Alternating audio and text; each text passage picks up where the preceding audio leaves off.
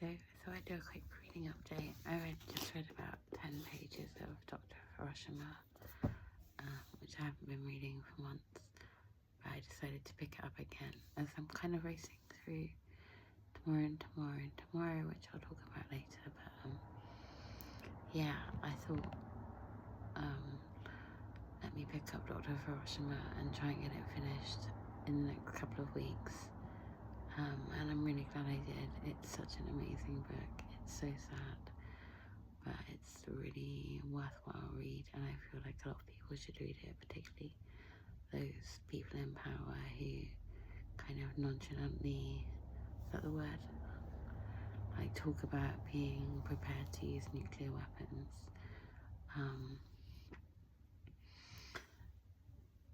And those who criticised a leader like Corbyn, who is more like reluctant to talk in that way about readiness to use the bomb. So yeah, it's an amazing book. The doctor whose diary the book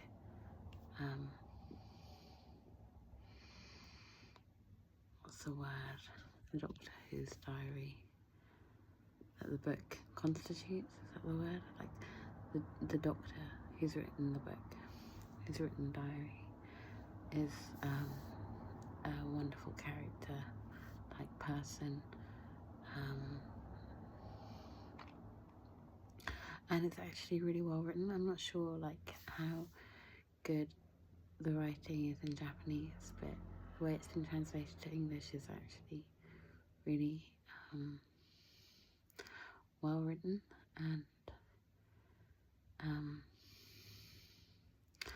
not beautiful to read, but like just well written and quite poetic in parts. And he shows a really high level of empathy and like intelligence in a good way.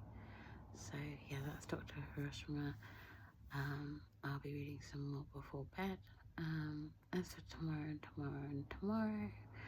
I'm on page like 140, so I'm pretty much exactly a quarter of the way through.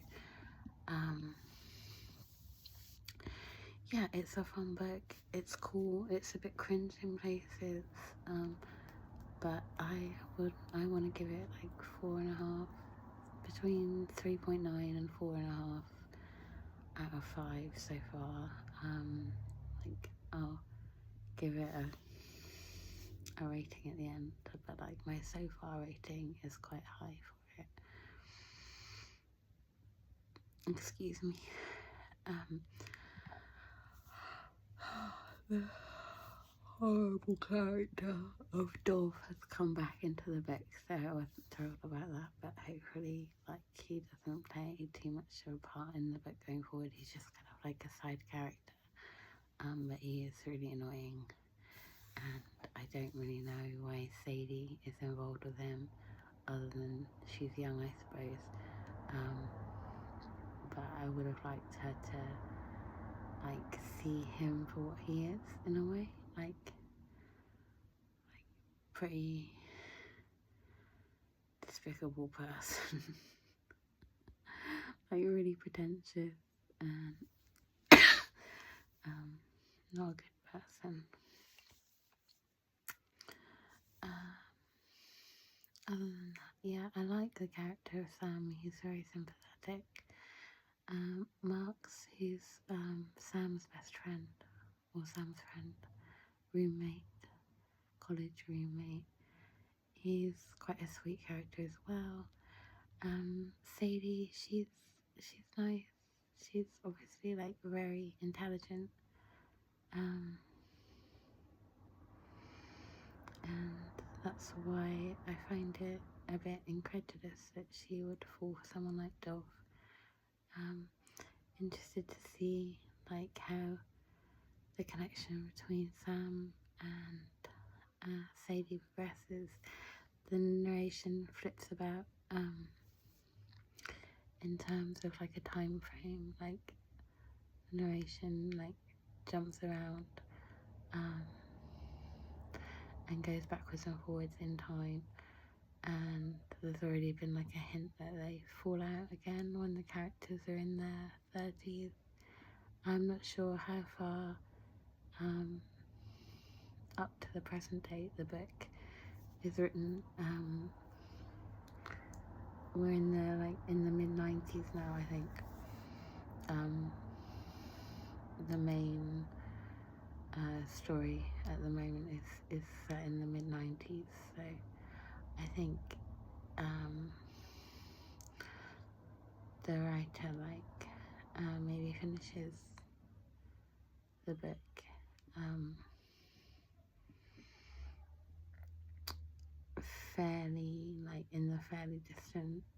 fairly recent past, as there's a mock interview, like a fictional interview in the book that's dated 2017, I believe.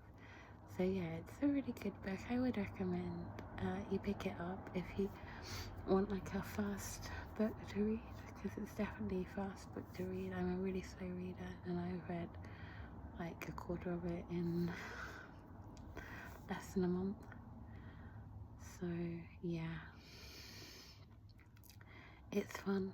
I like the references to the kind of intertextual references to different cultural artifacts. Like, it's quite I don't know, an erudite book, or the writer is quite erudite. She seems to know like a lot about all different types of culture and art. I wasn't sure about the like the kind of heavy-handed take on cultural appropriation that she gives to Sam to express in this interview that I just mentioned, where he says, like, basically, if we didn't have cultural appropriation, then only the culture that's, how can I put it, like, white people could only write about white people, black people could only write about black people. Right being like a word that would just, sorry, I'm mumbling, but like right being like what's the word, a metonym for create art. So like Asian people could only create art about Asian people, which is kind of like a fair enough argument, but I don't think it fully justifies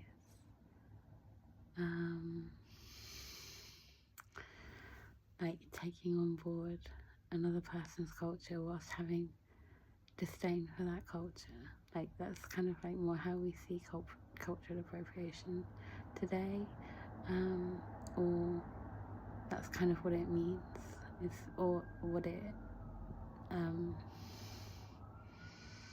like when we hear the word cultural appropriation, I tend to think of like people who like use and abuse aspects of different cultures, like less privileged cultures, in order to seem like cool whilst actually being a bit racist or whatever. So yeah, I didn't really know what to make of that, but other than that, it's a really interesting book. It's, like I keep saying, it's a fun read. So yeah, and it's a quick read. I think I'll read a bit more tomorrow morning.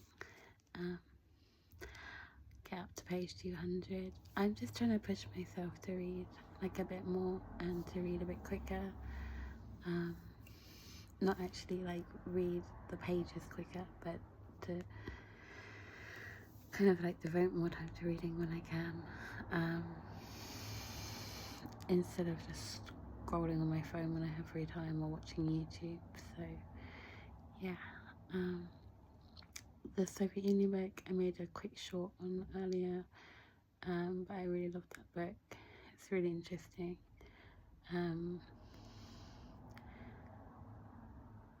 I think I mentioned the thing about Brezhnev and Marx in a short, because I didn't really know anything about him. And yeah, I liked the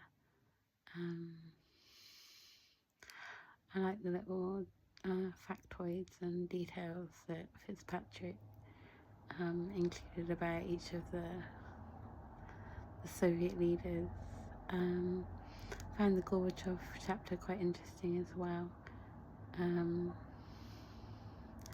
How like Glasnost and Perestroika were kind of like more popular with young people than old people in Russia at the time, the Soviet Union at the time.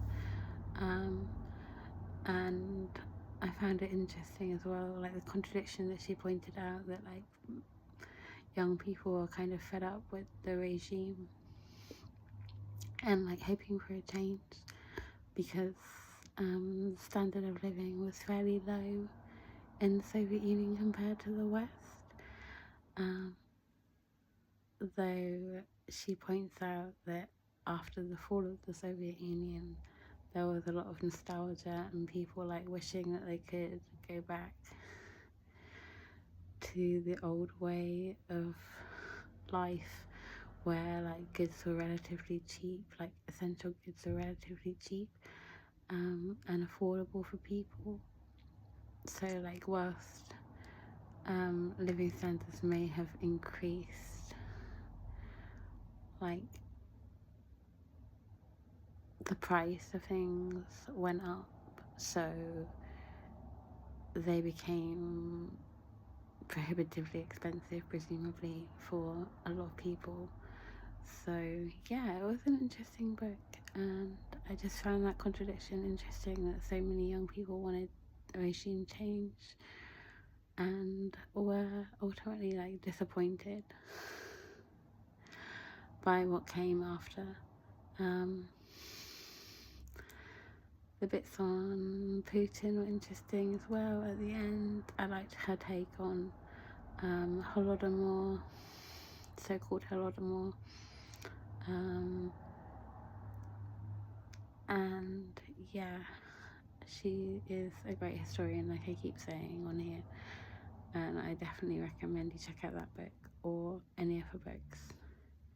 I've read the Russian Revolution book by her, which was also really good. I used it a lot, like in my uni days, for various essays. So, yeah, with that being said, I need to pick an audiobook for next month. I get a credit on the 20th, and I'm pretty sure I'm going to choose Before the Coffee Goes Cold. Though I am aware I choose a lot of Japanese books, and I think it would be good to choose a book from another country. So if you have any like world literature, if that's what it's called, like books that aren't written in English, it's the English and that aren't Japanese, then definitely let me know in the comments below.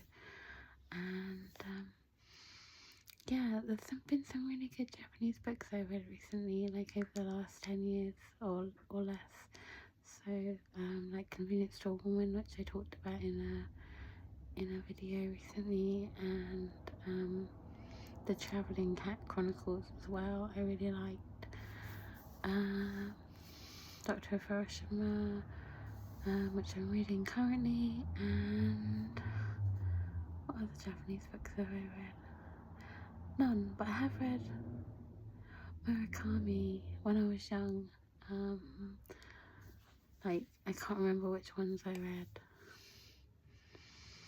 I definitely read The Wild Sheep Chase, but then I can't remember whether I read Norwegian Wood. I think I did read Norwegian Wood and a couple of others, but they kind of all merged into each other, and I don't really remember the plots, but I do remember him being like a fun writer to read. But yeah, I don't really necessarily want another Japanese book. I was thinking about Yellowface, which is written by an Asian American. Or maybe just something like completely different. I've always wanted to read Gabriel Garcia Marquez, who I believe is Chilean. I'm not sure, could be wrong. Definitely South American though. So yeah, I'll maybe like to try listening to, excuse me, Love in the Time of Cholera or 100,000 Years of Solitude. I don't know how they would work as audiobooks, but I'm gonna have a little scroll on Amazon, Audible I mean, and see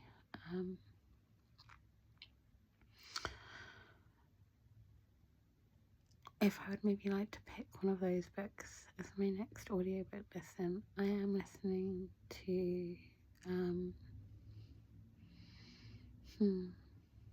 what's it called? I can't remember, but that Alfie Cohen book that's about the failure of behaviorism and like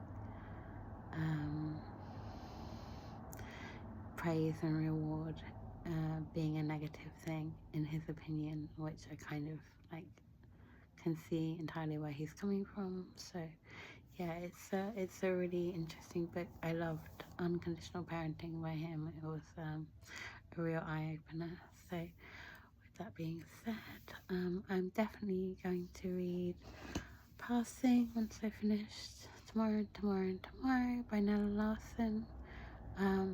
Passing by Nella Larson. As I keep meaning to read it, so that's definitely the next physical book I read once I finish either Dr. Hiroshima or Tomorrow. And yeah, then next year I will make a reading list, I think, for next year, 2025, and yeah, like a TBR, and make a video on that. So yeah, with all that being said, if you made it this far, leave a cherry blossom emoji or a Christmas emoji or any emoji. Leave an emoji if you don't want to make a comment. I really appreciate any interaction with my videos. It really helps me, and thanks so much for subscribing if you're already subscribed. If you're not, please consider subscribing if you enjoyed the video at all, and I'll talk to you soon. Bye.